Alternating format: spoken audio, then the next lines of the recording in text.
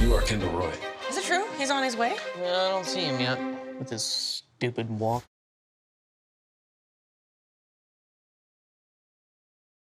Well, of course, anybody with a certain amount of wealth does have certain things in common. And the danger is they do become presumptive, you know. That is always the danger, you know. And that's a problem that that they have. All wealthy men have that. And also they have a kind of, they do have not a connection to the, they don't have a connection to the real world sometimes. Or in Logan's case, he despises the real world, you know. And that's what I think is so interesting about Logan. He's much more reclusive in his personality, as I suspect Murdoch is. So in a way, there's a similarity to Murdoch.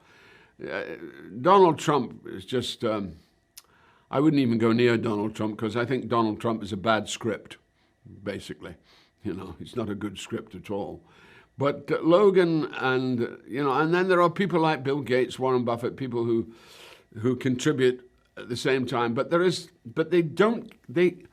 will always be disproportionate because that's what wealth does. It puts you in a very disproportionate place. And I think Logan can't avoid that. So that's where he will fall into line with all the other kind of rich people because there's a lack of tuning into reality, really. No drama. We're good. The revolution will be televised.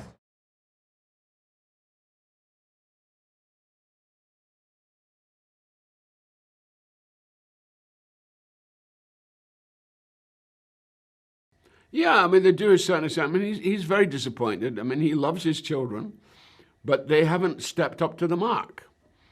I mean, his favorite child was Siobhan, and Siobhan, she can't keep her mouth shut.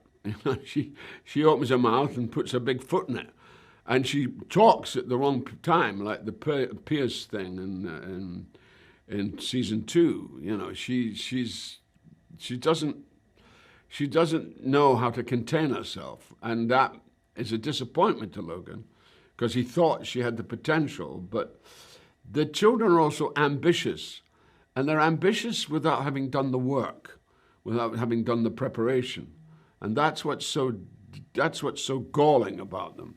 It's the whole thing of entitlement, and we see it in the Trump family. We see it with Ivanka. We've seen it with Jared Kushner. You know, a guy whose education was paid for by his father. You know, he bought his way in. I mean, I don't know how intelligent he is, or you know, he's probably reasonably intelligent. But and it's that thing that the show attends to, you know. And my colleague James Cromwell made absolute, who plays my brother. He made it clear that it was very important to him that he represented the other point of view, that he was much more concerned about what was happening to the planet, what was happening to the corruption, and he was very against that, and refiguring his whole financial state in order to support his beliefs.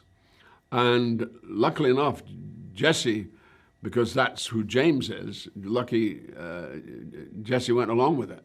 And it's a brilliant contrast to who Logan is. Are you part of this family or not? If I back you against Dad, you would need to let me take over.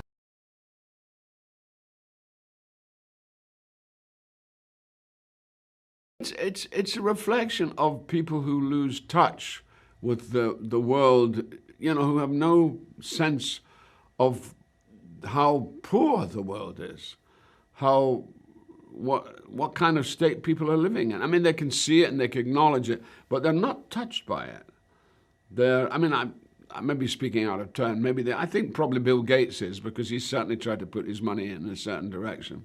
So I think some of them are, but I don't think Logan is, and I'm not sure about Rupert Murdoch because he's a sort of dark horse. I can't really sometimes get to the bottom of Rupert Murdoch, you know. There's a sort of, I think there's a slight misanthropy there.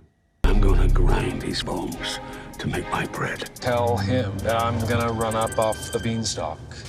He's kind of laughing, but not like nice laughing.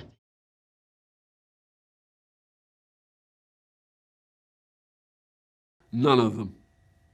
At the moment. None of them. No, they don't. The potential, the one who has the most potential is Roman, I think, because he's a smart kid.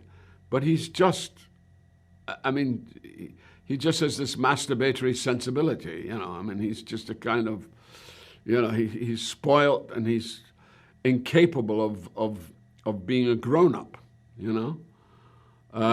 And the other one, I mean, Kendall is just indulgent and righteous without any legitimacy to his righteousness. And Shiv, as I've said before, who was his favorite and still is his favorite because she's his little girl, but she cannot keep her mouth shut. She's her ambition gets kind of is ugly, you know.